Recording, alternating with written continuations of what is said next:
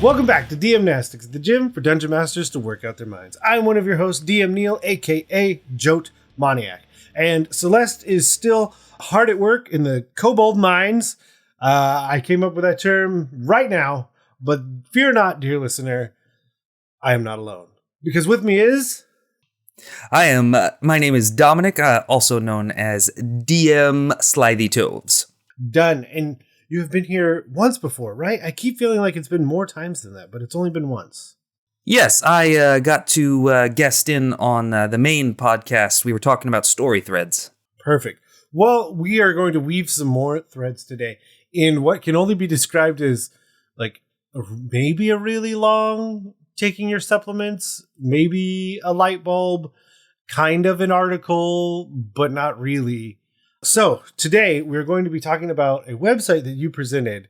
And it's funny because I don't feel like I had heard the term Obscura before. Then there was Candela Obscura from Critical Role. And then you told me about a website that got me honestly very confused because I started mixing the two up in my brain. I'm like, is this a Critical Role thing? This is not the Critical Role thing. Tell me about the website we're going to work with today. All right. This is an organization called Atlas Obscura, and some of the listeners might be familiar with it, but if not, oh my goodness. You know the old saying, truth is stranger than fiction? Oh, it's so funny. I was so ready with that one too. Yes, I do. I beat you to it. Yeah, Atlas Obscura is founded on truth is stranger than fiction. It's a collection of places around the world gathered by folks who traveled. Originally, it was put together by a small team of, people who just really enjoy traveling, but also they wanted to keep finding the little interesting things that get lost behind the big tourist attractions.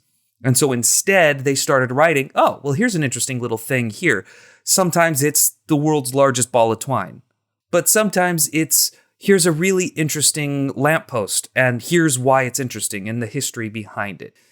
They do rely a lot on the public to submit more places as people travel, so the input is growing in terms of what it is, and they've got a team that go through and edit and research and stuff like that. But just some incredible places that you would never expect. Yeah, and a really good example to sell. I don't know.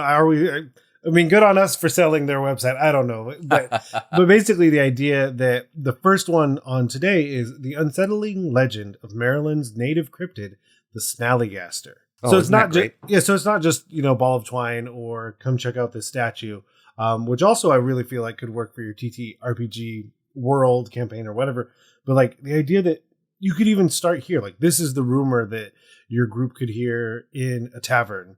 And then whatever the follow-up you make it, like how much you play into this story or just use it as a jumping off point. But the idea that like you could be at the table and say, I don't know, and then click onto the website and be like, now I know. And this is what we're interacting with. Like, oh, it's so good. And even if you just looking at the picture alone and the name, a spoiler if anyone wanted to go and look up Snallygaster, which is a great name for a monster. But, it's a cryptid. It's mysterious. Is it really out there? There's legends of this thing. But look at it. It's got claws. It's got teeth. Kind of inky, dribbly. Just the picture alone, I could come up with a couple of different ways to throw a side quest of hunting the Snallygaster or something along those lines. And that's before we've even started exploring the website. Yeah. Which I think... Well, the other thing is, I think of note is to also think about like the idea that, truth is stranger than fiction. And this took me a long time to remember because it was not yesterday, but there was a post back when it was only called Twitter from James L. Sutter, who's really heavy into Pathfinder, who basically looks at a map of New Orleans and says, what is even going on with this city? If I were to receive this from a freelancer, I would just have all kinds of notes and basically say, no, this is not okay. But like, that's the natural, like having so many other people and doing things at different times over hundreds of years, like the way something forms is so different than, a single designer looking at a map and building a city. Well, it's like, well, of course, when does that ever happen? When does that ever really happen in the real world where a single mind completely plans and develops a city? Well, exactly. It's you look at the history of humanity. We're an incredibly organic species, and particularly, I mean, really, you have to look for large civilizations, perhaps the ancient Egyptians constructing massive pyramids, or the some of the Mayan peoples constructing giant pyramids. It turns out pyramids are just one of the most stable things to build. So, It's long time ago. triangle. But when you've got a town that is based on footpaths and horse and cart paths, that then you try and build up into a city, all of a sudden it makes no sense for roads. And from our modern perspective, we're left scratching our heads because why on earth would you have 7 roads meet at one junction?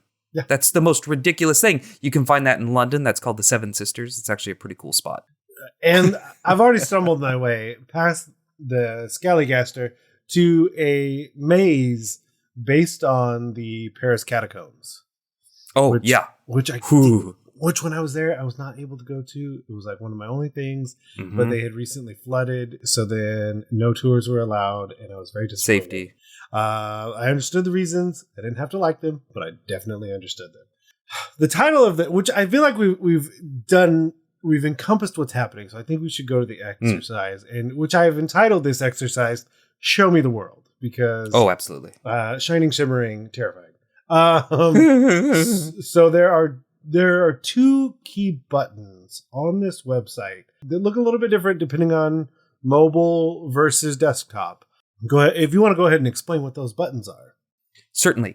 If you pull up the Atlas Obscura website on a mobile phone, possibly a tablet, not necessarily, there'll be 2 buttons at the top. One says Places Near Me, and that will ask for your location services, or Random Place. If you're using your desktop, you'll need to click the search, which is the famous super simple circle with a line coming out of it. That kind of looks like a magnifying glass. Just click search, and that will give you the 2 buttons. I highly encourage you, if you are really in need of some inspiration, you're just not sure what to throw into there, go ahead and take a risk and click Random Place. Better believe I did. Oh, I'm already pleased. It's almost the shirt I wore this morning. All right, what's yours? So I have Thor's Rock.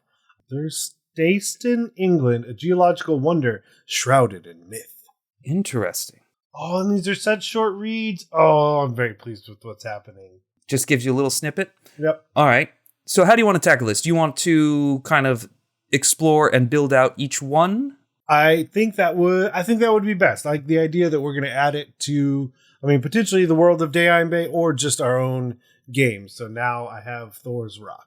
Thor's Rock. So can you describe what you're seeing? So I think what's happening is I can already see why the myth forms. And that's another interesting thing. I can see a real world picture and I can already tell why we've decided that, because it's looks about a 2-story large outcropping where it looks like basically Thor hit his hammer on this rock and there's like this huge divot. And so then you have basically a natural. That's not true. Basically, you have Thor who came down and smote his hammer, obviously in an epic battle. Some people like to explain it away as a natural phenomenon that we're unclear as to why it happened. But those people are wrong, because Thor came down and smote his hammer upon this rock. And the rumor mill as to why has been going and going. But immediately my thing is like, okay, if we've already said this, and again, it's like really dependent on how your pantheon functions. But like once you start, okay, I don't know of another. I've said it before, and I have to say it again. If your pantheon operates on Freddy Krueger rules, then this could work in the sense that everyone is constantly believing that this is a place of power, specifically related to the god of thunder, be it Thor or whoever has that title in your world. Mm-hmm. Eventually, that rings true because everyone keeps believing it. Or is that almost in the way of the Kuatoa tendency where enough belief eventually brings about? Yep. The other is orcs from Warhammer 40,000. One of their rules is red makes it go faster. So if you have one of your models painted red, you get another inch of movement because their belief is so strong as a connected society that they basically have what's referred to in that world as psyker powers. So like basically belief truly makes their vehicles move faster. I'm all for that anyways. And to a certain extent, this is a sidetrack, but I think statistically it can be proven that a red vehicle is more likely to be pulled over for speeding than any other color of vehicle. So it's interesting how, anyways, sorry. Nonetheless, with Thor's Rock here, you've got an interesting landscape feature.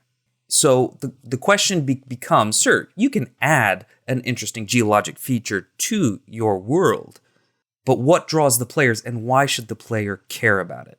So the other thing I think is, what if someone's actively trying to use it, and be it for something nefarious? And this could be low level, high level, whatever version you want. It could just be that you go into a town and then they're all frustrated at the local wizard who keeps doing all these experiments at what is basically for them like a tourist, like because you could still go the tourist route where they're saying like, hey, can you help? This person over here is really messing things up for us because they're doing all these magical experiments out at this rock people like to go look at, and it's really running everyone out of here. Which then even creates like, do you have a battle? Do you just have a conversation? What kind of things do you do to basically get this person to go away? But then additionally, especially, and to a certain extent, this is part of the unique function of TTRPGs, D&D being, very strong in this, of having an active pantheon, is this could really be an active religious site, in which case you could have acolytes, you could have a shrine, you could have, and hey, they could be cashing in on the tourist aspect of it as well. They just take care of it. In which case, they are going to be unhappy about a wizard taking effect. But what grabs me about this is, what if, certainly this is a unique geological feature that was created by a deity, whether it be a deity, depending on the pantheon, lightning, maybe it's sky, maybe it's storms. But is that going to draw in elementals or even storm giants? Is it going to draw in creatures that resonate with that kind of energy, which could introduce a whole field of potential trouble for the townsfolk? For the shrine itself, for whatever reason, storm giants are drawn to this too, and now they want us to go away or be their servants or something. Yeah, the other thing I thought, because I clicked on one and there's definitely a lot of graffiti over the years, but it's also graffiti I certainly can't read. So like, it's not even using like your, like the alphabet per se. It's using a different alphabet than I am used to. And my next thought was, now all of a sudden I have like super strong National Treasure vibes of like figuring it out. And then there's like, is there an entrance that opens and now there's like a whole dungeon underneath? Because that's always the interesting thing. Is like, I feel like but the idea that like sometimes, and maybe it's just me not doing it as much, but like finding the dungeon is rarely a thing. Like you just are in the dungeon, or like about the dungeon, or the difference between the National Treasure vibe versus, hey, in Waterdeep there's a well and there's just open and you could just go into Undermountain anytime you want to. Sure. Yeah, if it's something that's known about, but there starts to be issues with it, you've got a story, you've got a quest, you've got a goal. Okay, I think we've done work with Thor's Rock, but now the question is, which one did you get? I'm actually going to grab my book because there was one that I loved. I just wanted to note that I'm grabbing this book from between my collected works of Douglas Adams and The Hitchhiker's Guide to the Galaxy and The Silmarillion by J.R.R. Tolkien, so it's in good company. It's all world building. Exactly. I've got a shelf. Oh, and there's my book of Nikola Tesla journals. Okay, here it is. This one immediately grabbed me as soon as I saw it, and I've already started adding notes to put it into my world. Here it is. It's called the Turda Salt Mine. Turda. Turda Salt Mine. Selena Turda. There it is. Turda Cui. This former salt mine, excavated by hand and machine over hundreds of years, is now a subterranean fairground. Operational from the times of the Roman Empire until 1932, the mine closed for 60 years and reopened to the public in 1992. The microclimate, a steady 53 degrees Fahrenheit or 11.6 degrees Celsius year-round, with high humidity and no allergens. Let's see. They include a Ferris wheel, mini golf course, bowling alley, and underground lake with paddle boats. To offset the darkness, bright lights hang vertically on strings from the 16-story ceiling, illuminating dripping stalactites with blue-tinged glow. What's happening? Why? Sure. So with over 2,000 years of history, highly preserved galleries, and futuristic underground attractions, why? If you want something a little spooky, you've got an underground. It's incredibly saline. It's a salt mine, so there's not going to be, shouldn't be living creatures. So it's should be an incredibly safe environment, provided you don't go in the water. But what happens if the lights go out? But to me, this just speaks to, this seems so eerie to me. To have to build an amusement park deep underground, 16 stories underground. I mean, these are real pictures, and it's hard for me to process them. But the idea that the echo, the darkness, this one is scary. This one can get scary fast. It can, absolutely, especially if you've got some type of creature that has somehow adapted to a saline environment where no one expects there to be anything. Suddenly you've got another cryptid creature type of setting, perhaps. You've got an attraction that is losing business because something is going wrong and they need to hire adventurers to help figure it out. It just feels so unsettling to see all this, basically like a circus, at the bottom of a 16-story hole on top of a lake, and a pitch black watered lake. Does that not just seem like a bad idea to you? Did they just let people freely paddle boat in? Yeah, it's all right. Go get in your boat and paddle around in the dark black water that you can't see into. And some of these people are decently far away from the dock as well. Yeah. Well, this is amazing. And that exists in our physical world, IRL, as they say. And it's so creepy and eerie a concept that it's not hard to imagine a way to build that into a TTRPG setting. Yeah, especially with some of the imagery is also really old. Because you also have the things that that your brain might think is a traditional for a D&D setting. Because as soon as we turn the lights down or make them, that's the thing though. Everything that's there that is modern can in turn be magical. So everything you see can easily be explained with magic. But there's also just traditional minecarts. And it could be, there's nothing stopping you from both. The idea that it is still an active salt mine, but is also at the same time has this touristy attraction where you're having people come in and I saw another one where they're just in the boats. It's so weird.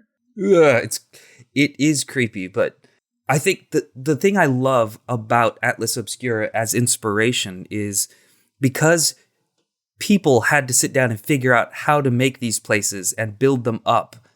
You end up with so many story hooks. You end up with so many things that translate so beautifully well to be. It grabs you. It's hard not to buy into the reality of it because it's real in the real world, and in many ways, it makes a DM's job so much easier because you're not having to come up with all of the details. You've got pictures. I'd add it. There's no reason not to. Again, even if it's active, and because those are the two directions you can go. I love that this plants the seed for whatever reason you have. It could be that again, is it touristy or is it just an active salt mine? And so now again, the players are in town or they've been contacted one way or another to say, hey, maybe this salt mine is super important because it's where all the salt comes from. So we have a problem, do we have a Balrog problem that we've delved too deep and too greedily and too deep for salt. And so now we have to deal with that. Or is it just that, or could it be that you decided to go 16 stories down and add an amusement park, which in my mind is just extremely loud in a place that is, would be not even just historically, but beyond history, very quiet. So the idea that like, what is that attracting, or has attracted rather? I loved that one when I found it. I hope you don't mind. I sent you one more that I found. Yes. Dear listener, due to the fact that this is close to Halloween, and we will try not to frighten you too much. I mean, just the sheer name of everything. Let me see if I can get the pronunciation. La Isla de las Muñecas. I apologize. My Spanish is dusty. Island of the Dolls. That in and of itself is going to have a few people uncomfortable, just as is. This would be one of those times where you probably need to find out what your players are comfortable with. Yeah, definitely. Because it feels like when you go to a place and you get all the locks are on the chain link fence. Right. This feels like the opposite of that, because often those locks are done with love. And kind of romantic, yeah. Yeah, romantic, and you're both putting it on there, that kind of thing. I mean, I guess, I don't want to deter anyone from their signs of affection, but I don't know that putting dolls all over an island is what that is, because a rusty lock is certainly something very different visually than dolls that are then falling apart all over an entire island. Even the article that Atlas Obscura includes here on Island of the Dolls includes other such things such as unsettling, horrifying, doll-infested. I mean, that doll-infested are two words that I never thought of putting together and just really make me uncomfortable. Oh, it all just started with one person. Okay. Yeah. Well, which is an interesting thing, because like, it could, even going back to like the Thor's Rock, like this sort of thing I guess that's how all of this works. Mm-hmm. Belief is a powerful thing, be it in your own ability to do something or generally speaking about an area. But the idea that, one person likely could have started this is just a deterrent. Like, I don't want people to bother me, so I'm going to do this kind of off the wall, creepy thing so that people just leave me alone. And then, right. Do they move? Do they pass away? Does something happen? And then it just becomes this thing that everybody does. And now it's even creepier. And now does something else decide, hey, what a wonderful opportunity. Thank you. Thank you for setting up this amazing island for me now to exist on. Cool. And now anyone that goes there doesn't leave. I feel like that feels like prime hag territory to have. Like, someone did this for whatever reason a long time ago. Other people see it, are inspired for their own ways. There's always going to be, like, these slightly more macabre individuals who are like, oh, I revel for this. I'm going to go add my own to it. And it builds and gains in its own... It gains its traction as a unique place. But just the general feel of creepiness and unsettling begins to inhabit and build upon itself and gain its own momentum. Just the unsettling, which so much of the Fae is drawn to those centers of emotion. Yep, and we would be remiss if Celeste is not here not to then mention the Feywild. So my thought is like, okay, so over time does this thin that veil? And absolutely. The idea of putting Baba Yaga's hut in the middle of this, instantly perfect. Easy. Like, why? Yeah. So having, like you said, any hag that has gone from the Feywild to here could easily fit there. The other thing I think is, what if those are rumors that they are putting out? The idea of further obscuring all of the things that are happening to say like, oh no, it was just a guy. It was just a guy who came here like 50 years ago, put some dolls up. Come on down. Totally fine. Don't worry about it. Well, I mean, it's fine. You don't have to. I'm deeply worried about it. In fact, all you need to do, we don't charge much. Just another doll. Bring a doll to add in, and you can walk around just for free. And some people get lost, but that's their own fault. So many people have gone. So many people want to go. Because on the website, it shows a tally, and this is by far the highest number of have been there and also want to go there. Exactly. And really, it does capture a lot of people who have that sort of almost, would you say, dark sense of humor, perhaps? Well, and it's just a curiosity. Like, I mean, there's like I can see it. I mean, I don't know that I personally want to go there, but I understand the concept of wanting to go there.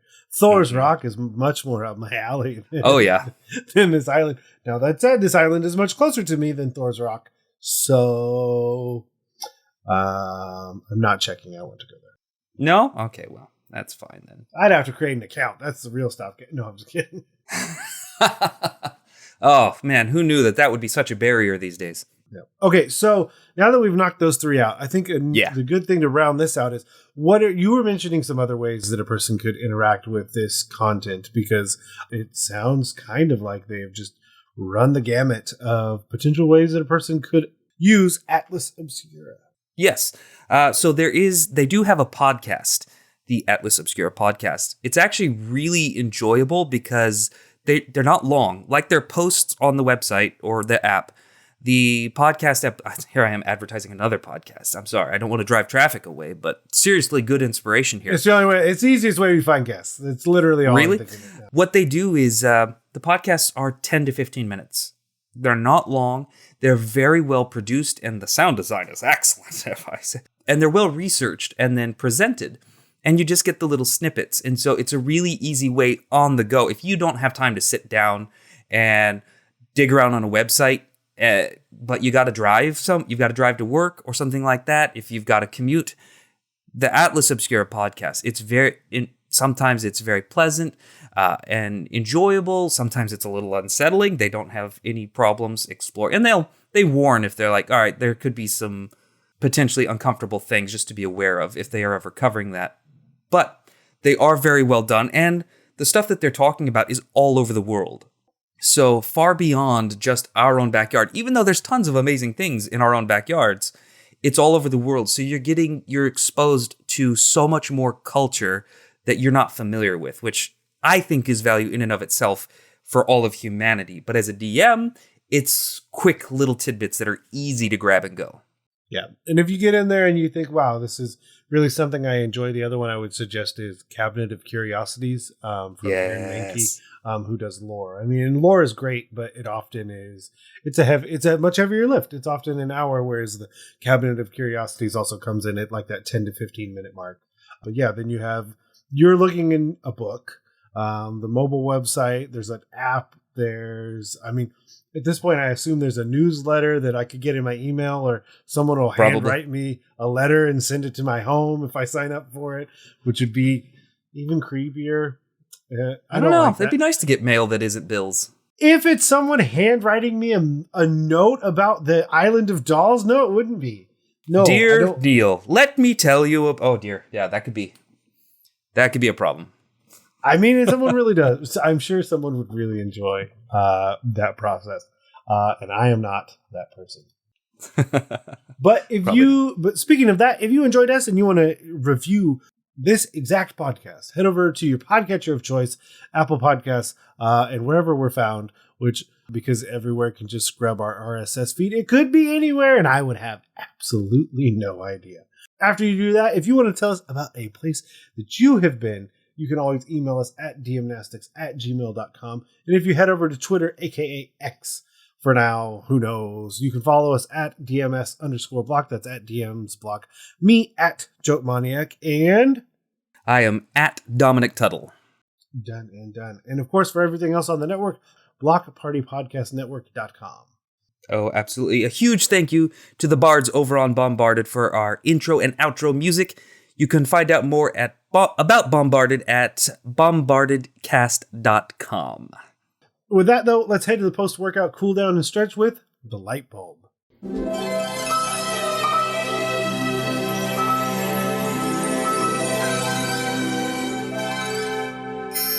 Light bulb. I know we've talked about it before, but I know now it is in the beta. But tell me about today's light bulb.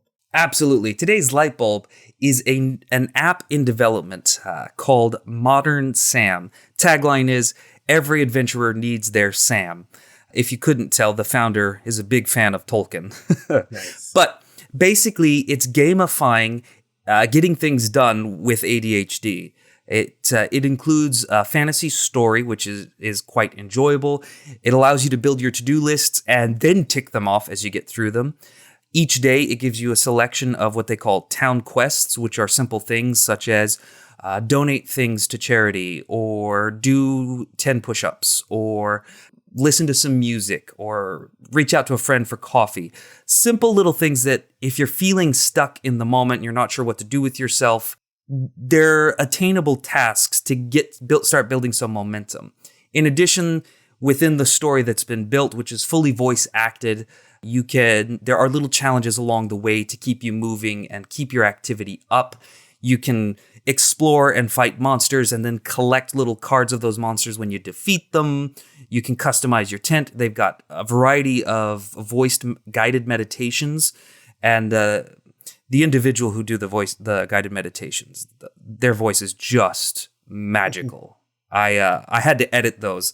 I've been doing a lot of the sound design and editing in terms of for the voiceover artists, and I also voice the mascot of the storyline. Nice. So, but it's a lot of fun. I've just in the beta form, I've honestly been really enjoying it, which is great when you've been involved with the production of it and then you still are enjoying it once it's coming together. You're not sick and tired of it. I think that speaks a lot. It's interesting because it's also like gamifying mental health, and yeah, I think I've brought it up before, but the idea that like there is this mentality of the hustle. And the hustle is fine, and I'm not saying it doesn't have to be inherently bad, but I think you just get lost in that sauce. If I just sit here and I try to put in just nonstop, nose to the grindstone, 8, 10, 12 hours worth of something, those last bits are hot garbage because you're almost forcing it too much. You're not taking that time to give your brain a break, to take that step away and then come back. So the idea of just gamifying, in a way, mental health is it, okay, I need to stop. Because even the simple task may lead you to something else. Like the idea that, like, just to pull an example of ask so-and-so out to coffee, or, ask a friend out for coffee. The idea of like, well, okay, but then now I need to mentally process, okay, but who, when? And so now, not getting lost in the sauce of just work. Right. Work. I didn't say it. It wasn't me. Yeah, I could not say it. But the idea that like having something to help, or even like you said, get up. Because I also know myself. Like as soon as I stay in that chair for too long, I just start to get groggy. Like it's just I need to get up. I need to move my body. I need to pump some blood. Like you said, is it crank out 10 push-ups? Sure, let's go. Or is it even just walk outside? Like, just walk outside. I mean, go touch grass. Literally and figuratively, go and touch grass. Just do something. Yeah. But the idea of like having that tool help you, and it's always hard. It's like, and I understand the fine line and different mentalities of like, you shouldn't have to do that. And I'm like, yeah, but where do we go between, I don't have to, but I absolutely can. And like, why would I not utilize a tool that is now available, sort of thing, to get me up and do something? Because again, getting lost in the work, or even gaming, like even if it's a certain pastime, like the idea, just cool, it's real bright outside because I kind of forgot how time works, and now the sun's up, and I've been playing World of Warcraft for way too many hours. I've only done that a couple times. Yeah, I've definitely done that with World of Warcraft. Yes, Diablo 4 is more my jam these days, but I did jump back into WoW recently. Used to be Halo for me back when I was younger. Oh yeah, I love having options. I love my wife is a very organized person, and I am not. And so she loves making lists and working through them. And I cannot tell you how much more effective it has been for me just in the beta, building my to-do list, but every time I tick one off, I get a little thing that says +1 energy. Mm-hmm. That little visual tickle for my gamer brain, Neil, I cannot tell you how I've gotten so much more done in the past 3 days since the beta launched.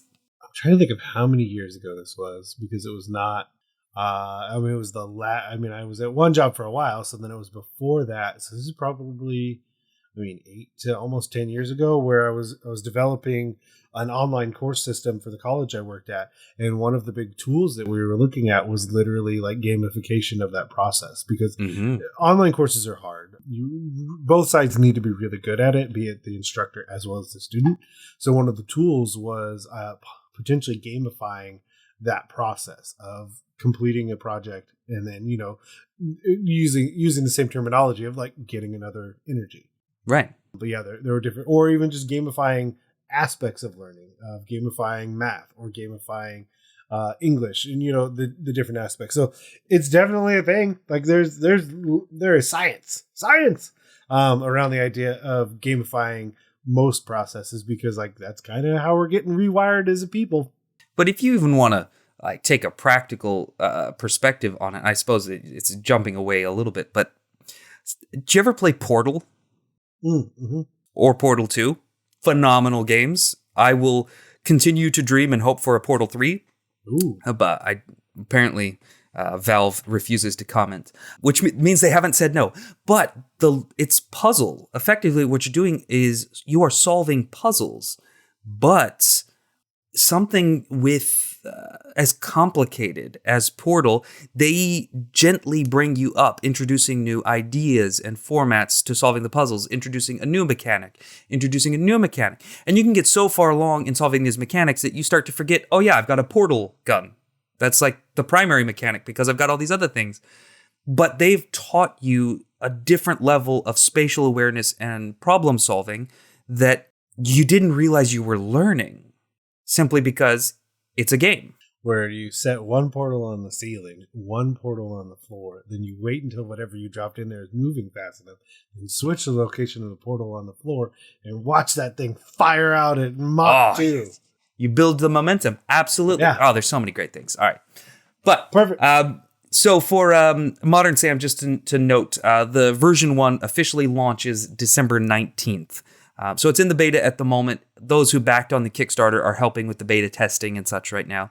Anyone who is interested, you can still go to modernsam.com and you can learn more about it. You can take a little personality test and find out which class you get and which house you'd be put into. It's a fun way to personalize as you go. Okay, well then that'll be in the show notes. But with that, we're going to head out of the gym. Right. Yes. We'll turn out the lights and head out of the gym.